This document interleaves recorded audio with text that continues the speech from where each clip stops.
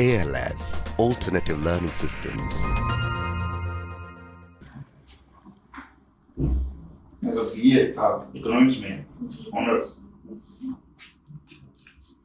और यहाँ आपने रखा है हिस्ट्री। यस ऐसा क्यों इकोनॉमिक्स में रखा?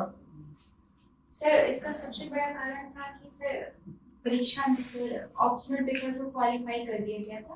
तो जब मैंने सिलेबस देखा तो मुझे लगा कि अगर मैं इतिहास को ऑप्शनल चुनती हूँ तो जीएस का काफी पोर्शन एग्जाम में है, जिसके थ्रू मैं इसको आसानी से कर सकती हूँ और बाकी अदर जैसे एसए है, जीएस1 जीएस2 पे ज्यादा ध्यान दे सकती हूँ। इसलिए मुझे लगा कि ये सुनना सही रहेगा।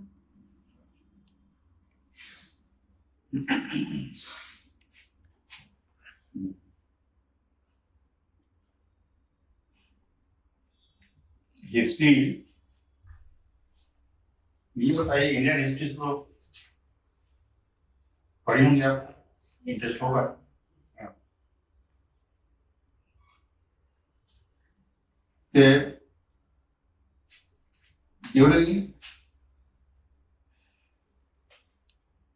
जो स्ट्रगल हुआ इंडिपेंडेंस का, उसके दौरान ऐसा कब लगा जाके लोगों को कि अब हमको आजादी मिल जाएगी? Indian independence sir, Indian independence में सर शुरू से ही लोगों को औपनिवेशिक शासन के विरुद्ध आजादी चाहिए थी।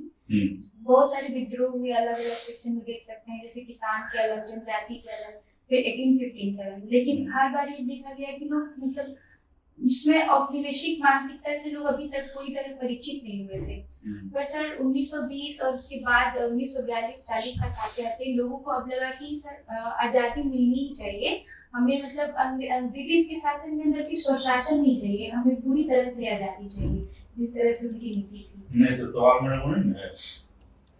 मेरा सवाल है कि कब ऐसा लगा लोगों को कि नहीं अब ऐसा लग रहा है कि आजादी हमको अब मिल जाएगी?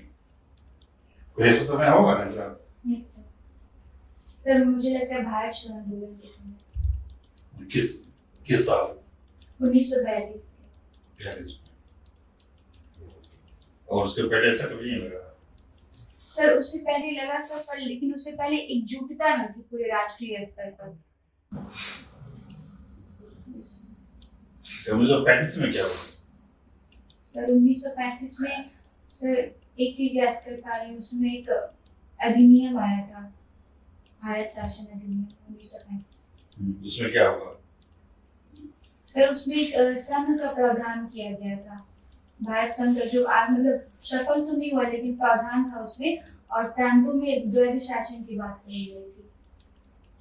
तो प्रांतों में द्वैध शासन से प्रांतों में प्रीमियर बनाने की व्यवस्था थी?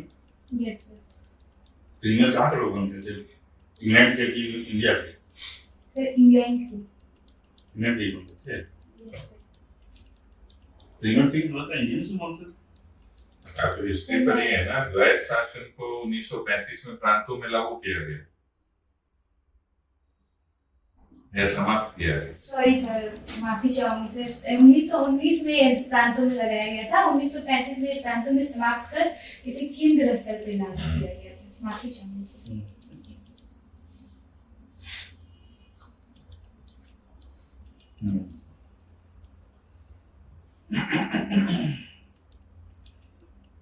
अच्छा, इंडिया का जो यूनिफिकेशन हुआ आजादी के समय, उसमें नेहरू का क्या योगदान था? पटेल का तो उनका किया हुआ काम ही था सब कुछ। नेहरू का कुछ योगदान उसमें था कि नहीं?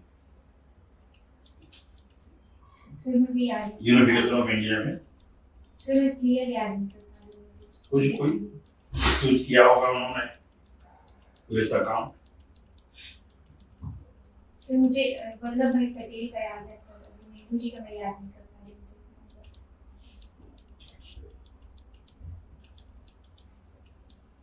पटेल ने क्या किया बताइए, कैसे किया?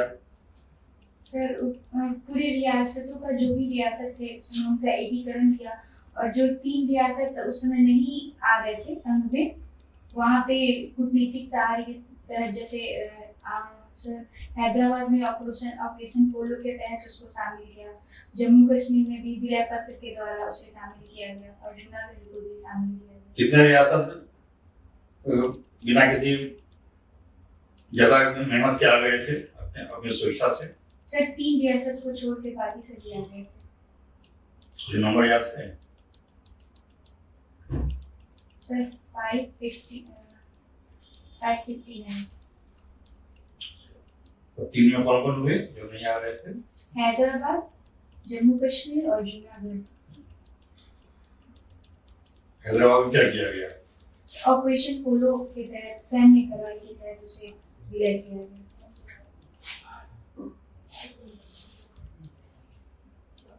कोई रोल माउंटबेटन का बताइए, नीरो नहीं बता रहे हैं तो। सर माउंटबेटन वाला सर इधर बाल्कन सर प्राइस आइडिया है।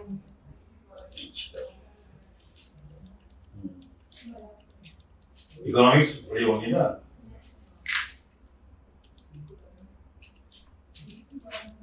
प्राइस राइज और इन्फ्लेशन दोनों में क्या डिफरेंस है?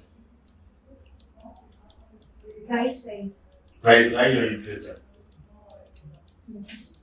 डिफरेंस बताना। देखा क्या हो सकता है?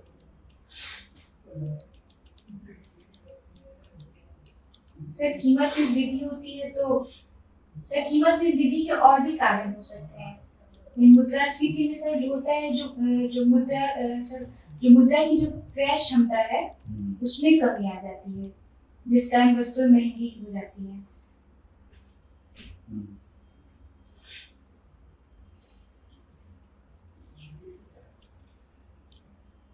कुछ और सिंपल बताइए, जैसे कंज्यूमर सरप्लस क्या होता है? कंज्यूमर सरप्लस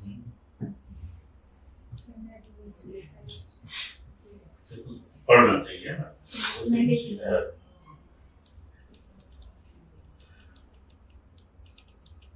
और योगा प्रैक्टिस करती हैं? यस योगा में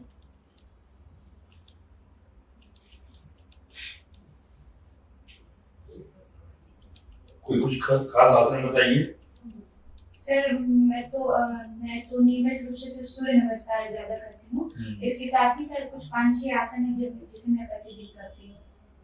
जैसे सर मैं शीर्षासन एक करती हूँ और शीर्षासन करती हूँ, सर वृक्षासन करती हूँ और फ्लेक्सिबिलिटी के एक मध्येंद्र आसन होता है उसे करती हूँ और भी सुबह ऐसे पर याद। योग को किसी ऋषि से कनेक्ट कीजिए, जहाँ से उद्भव हुआ, जहाँ से विकास हुआ, जहाँ से जनरेट किया। ऋषि पतंजलि ने इसका विकास किया था। क्या पतंजलि का क्या था?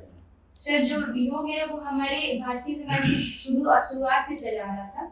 पर सर पहले सिर्फ साधु संतों द्वारा किया जाता था। जो ऋषि पतंजलि थे उन्होंने इसे आम जन तक सुलभ बनाया, मतलब आम आदमी भी इसे कर सके, ऐसी मतलब योग में पद्धति विकसित की।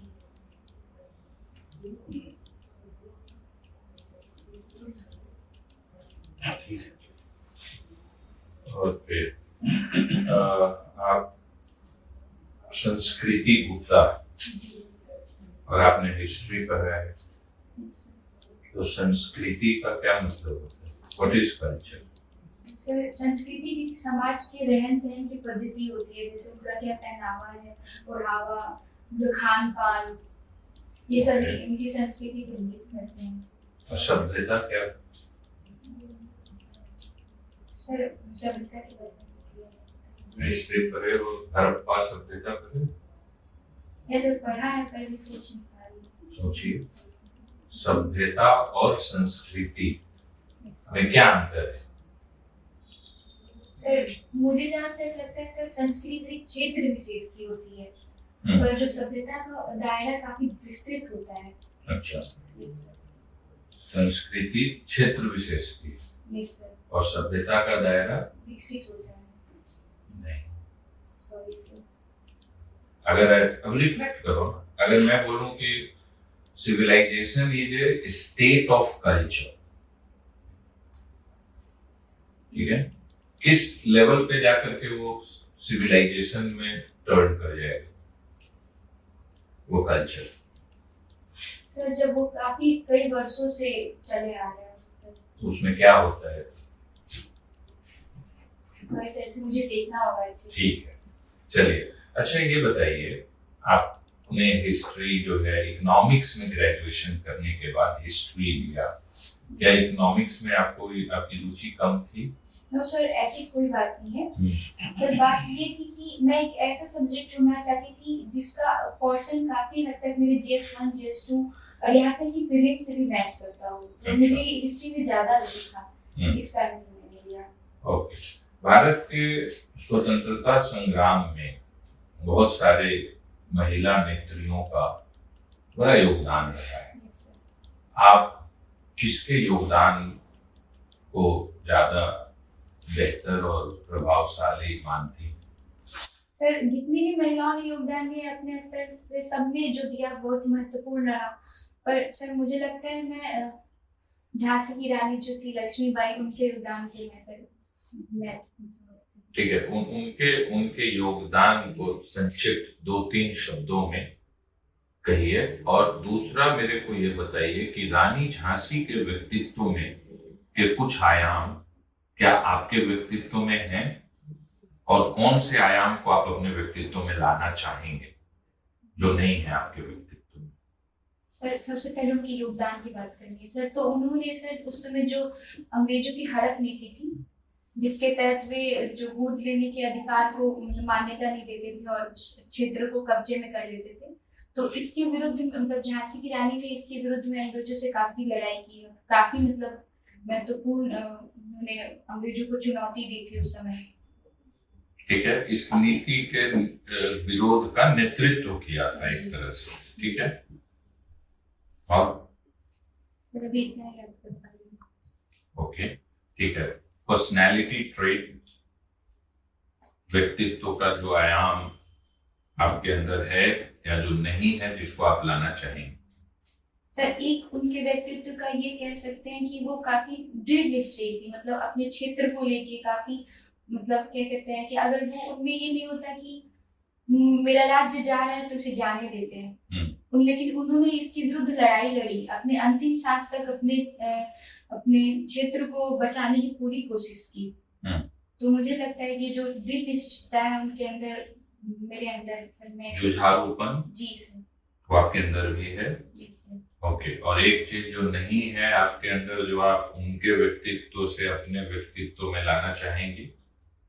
सर मैं उनमें जितना हिम्मत देखती हूँ उस समय जब महिला को उतना बाहर नहीं, उस समय वो इतनी महिला की बड़ी सशक्तिकरण की वो मतलब वो युद्ध में आ गई अंग्रेजों के समक्ष अकेले, अपनी जान की खतरे की बाजी ना लेते हुए। तो मुझे लगता है ये मुझे सीखना होगा, मुझे अंदर लाना होगा ये चीज। ओके, एक जिम्मेवार राजा, ठीक है, एक कुशल योद्धा, एक बहुत ही प्रोटेक्टिव मदर,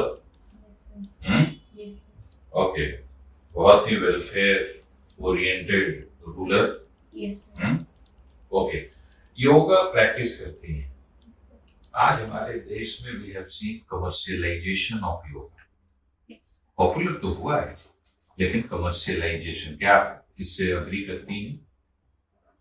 सर अगर कोई इस पर्पस से अगर योगा, मैं से क्वेश्चन ठीक से समझ नहीं पाऊंगी। हम योगा का व्यवसायीकरण हुआ है, ठीक है, एक व्यवसाय बन गया है योगा सिखाना, योगा कराना, ठीक है, और इसके कारण जो है योगा लोकप्रिय हुआ है, लेकिन लोकप्रिय होने के साथ साथ बहुत बड़ी एक समस्या का भी जन्म हो गया है। कैसे इससे निजात हम देश को दिला सकते हैं? सर समस्या का जन्म कमर्शियलाइजेशन हुआ है, व्यवसायीकरण हुआ है, ठीक है। योगा सीखने और सिखाने वाले पैसा मांगते हैं, बहुत पैसा मांगते हैं, जाके कराने वाले पैसा मांगते हैं, ओके। तो ये जो है इससे कैसे हम फाइट कर सकते हैं? सर ये तो ठीक बात है कि अगर लोग योगा सिखा रहे हैं और जगह जगह इसका प्रचार कर रहे हैं, साथ ही वो कुछ इससे अर्निंग कर ले रहे हैं, तो यहाँ तक मुझे उचित लगता है।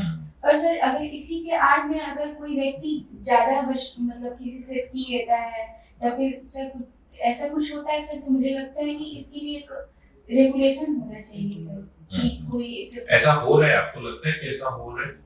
सर अभी मुझे इस बारे में जानकारी नहीं है, देखना पड़ेगा। ओके, ठीक है। संस्कृति आप बेतिया से कृष्ण चंपारण, यस ठिकरा टोली का नाम सुना? यस उसका ऐतिहासिक महत्व बताइए। सर ऐतिहासिक में तो मुझे नहीं पता सर, भौगोलिक महत्व बता। अच्छा, भौगोलिक महत्व बताइए। सर वो जो हिमालय का जो तराई क्षेत्र है, हाँ। उसके तहत वो आता है, वहाँ पे काफी पथरीली भूमि है। कौन सी नदी बनाती है ठिकरा टोली के पास? ठिकरा टोली दर्रा जो है का निर्माण कौन सी नदी बनाती है? सर एग्जैक्ट नाम बताइए। ऐतिहासिक महत्व ये है कि ये माना जाता है कि ठिकरा टोली पास से होते हुए भगवान बुद्ध नेपाल से चंपारण में गुजर किए। महारानी जानकी की उम्र कौन थी? सर महारानी जानकी कौर बहुत प्रसिद्ध महारानी हमारे बेतिया की है, बेतिया राज की। मैं एग्जैक्ट मतलब राजा का नाम नहीं, सर एग्जैक्ट नाम नहीं याद कर पा रही हूँ, पर सर जहाँ तक मैंने देखा है बेतिया में सर जो महारानी थी, उन्होंने बेतिया के सामाजिक क्षेत्र में काफी योगदान दिया है। जैसे सर अस्पताल के लिए भूमि दी गई है, पार्क के लिए सर, उसी तरह सर एक पुस्तकालय भी है उनके नाम पे। ठीक है। 1857 के विद्रोह में बेतिया राज का क्या भूमिका रहा है?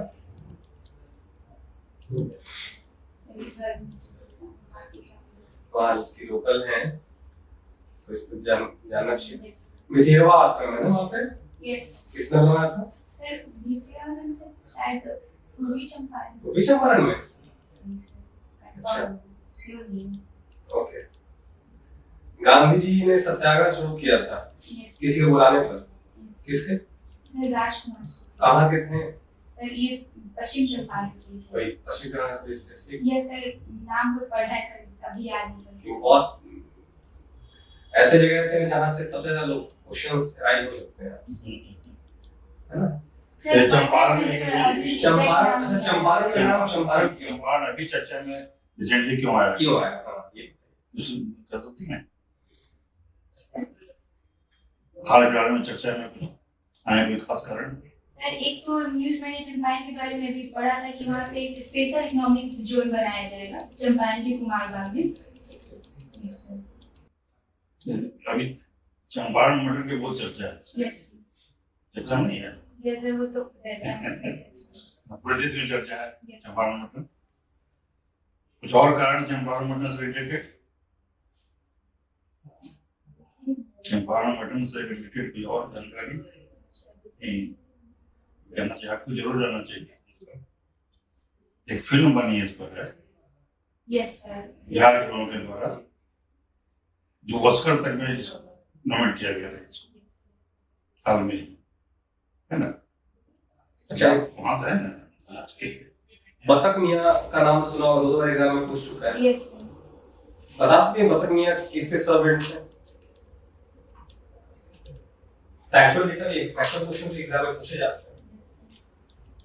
नहीं, पोस्ट प्रेफरेंस क्या है आपका? सर मेरा पोस्ट प्रेफरेंस बिहार राजस्व सेवा प्रबंधक है। दूसरा प्रखंड पंचायत का पदाधिकारी है। तीसरा श्रम प्रबंधन पदाधिकारी। एक आम नागरिक के तौर पे जो समस्याएं देखती हैं आप शासन में, एक अधिकारी के तौर पर कैसे उसको सॉल्व करने की कोशिश करें, और क्या क्या प्रॉब्लम समस्याएं क्या है हमारे सिस्टम में, कौन कौन सी समस्याएं हैं उसको बताइए, फिर कैसे उसको सॉल्व करना चाहिए। सर एक आम नागरिक के रूप में मैं ये देखती हूँ कि जो भी सरकार की जो योजनाएं हैं उसके बारे में जानकारी आम लोगों तक नहीं है। सर हाल ही में मैंने एक रिपोर्ट भी देखा था, उसमें ये कहा गया था कि जितने भी बिहार के सीमांचल क्षेत्र के जिले उसके 80% लोगों को सरकारी योजनाओं के बारे में पता भी नहीं है। दूसरा सर मुझे लगता है प्रशासन से दूरी, मानसिक स्तर पे दूरी, जैसे लोग कार्यालय में जाने से डरते हैं, कुछ होता है सर तो उसमें पैनिक की स्थिति भी आ जाती है, ये मुझे लगता है। Okay, thank you. Thank you sir. So, how will you rate your performance? Sir knowledge की बहुत जैसे पश्चिम चंपारण की हो तो वहाँ की बहुत सारी चीजें मुझे पता नहीं है, और सर सब्जेक्ट रिलेटेड जैसे हिस्ट्री से सर ने क्वेश्चन पूछा, वहाँ पे भी मैं फंस गई, इसलिए मुझे और थोड़ा देखना होगा। ठीक है, तो there are many good things, ठीक है, in your this mock interview performance, okay, which you can celebrate and cheer out, okay, but something which you will have to blame.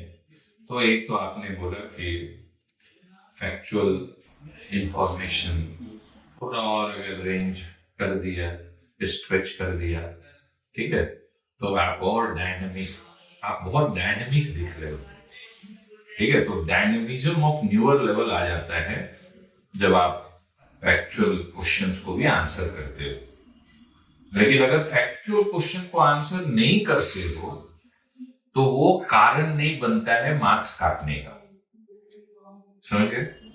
अगर कर दिए तो 5 मार्क्स एक्स्ट्रा आने का कारण बन जाता है, ठीक है, तो मार्क्स काटने का कारण नहीं, ओके, थोड़ा सा डायनामिज्म होता है।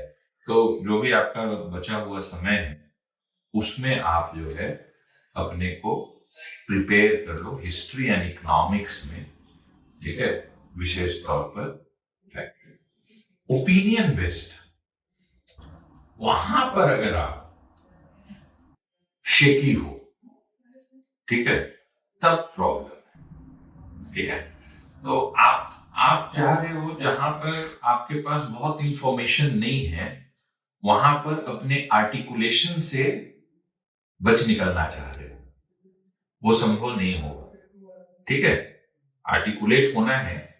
आपसे पूछा कि एक women from India's freedom struggle whose contribution you rate the highest, आप ही ने नाम बोला है ना, रानी की झांसी, ठीक है, तो उसके बाद फॉलो अप में 2 क्वेश्चन आए, उनका योगदान, ओके, तो योगदान में आप एक चीज को ही केवल कर पाए और बोले बाकी मुझे याद नहीं, ठीक है, आपने जब बोला तो थोड़ा सा टेस्ट में क्यों, बाद में फिर क्लू देने पर आप अच्छे से उसको पकड़ रहे हो, ठीक है, तो वो आना चाहिए आप जब फैक्चुअल आंसर नहीं आता है तो उसको अच्छे से हैंडल कर रहे हो, ठीक है, आप बोलते हो माफी चाहिए, ठीक है, रिकॉल नहीं कर पा रही हूँ, सरल भी रह रहे हो, सहज रह रहे हो, परेशान नहीं हो रहे हो, ठीक है, पैनिक बटन नहीं प्रेस हो रहा है, ओके, ये एक बड़ा अच्छा आपके पर्सनैलिटी में ट्रेट है, ओके, वो आपका एक परसेप्शन जो बिल्ड कर रहा है, ओके, एंड ये जो कोई ओपिनियन बेस्ड जब आ रहा है जैसे संस्कृति और सभ्यता, तो डिसिप्लिन के स्टडी को यूज करने का कोशिश करना है, कितना यूज कर पा रहे हैं वो इंपॉर्टेंट नहीं, ओके, लेकिन जो भी थोड़ा बहुत है डिसिप्लिन का अंडरस्टैंडिंग या उसमें इंटरेस्ट या जो उसमें सीमित जानकारी है उसको यूज करना है।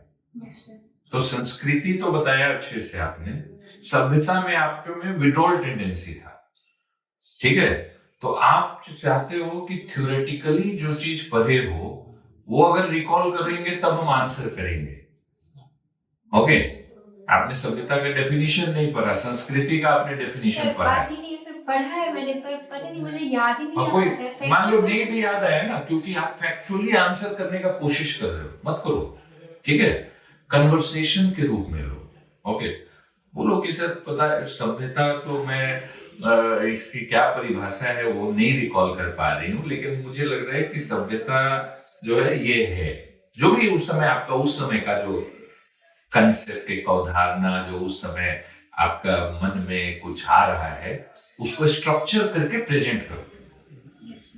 तो हम क्या करेंगे, तब रेट करेंगे कि जो चीज जब आप फील्ड में काम करोगे राजस्व अधिकारी के रूप में, कोई समस्या आएगा ना जो पहली बार आप इनकाउंटर कर, तो उसका एक निकालने का कोशिश करोगे हल, ठीक है, नहीं तो बोलोगे कि ट्रेनिंग में नहीं बताया था कि इस समस्या का कैसे डील करना है, याद नहीं कर पा रही हूँ कि इसमें क्या करना चाहिए एक राजस्व अधिकारी को, आप गेटिंग इट? तो फिर आपका डिपेंडेंसी होगा सीनियर पे, ठीक है, तो थोड़ा applied, that's it.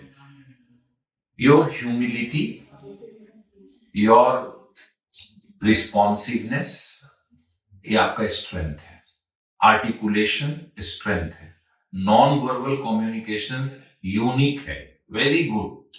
IAS interview में जाओगी तो बहुत मार्क्स मिलेगा इस नाम पर, यूपीएससी में भी मिलेगा, ठीक है। तो ये अपने स्ट्रेंथ को इंटैक्ट रखो, ठीक है। केवल 3 चीजों को करना है। Factual range of information in history and economics थोड़ा स्ट्रेच कर लो, नंबर 1। और जैसे नहीं आता है, जैसे अभी हैंडल किए हो, ऐसे ही हैंडल करना है बोर्ड रूम में, ठीक है। नंबर 2, जो एक ट्रेट चाहिए वो है कि अपने डिसिप्लिन का, अपने स्टडी का, अपने अनुभव का उपयोग करना, प्रयोग करना, ठीक है, इस्तेमाल करना, इस्तेमाल करने की चेष्टा दिखाना।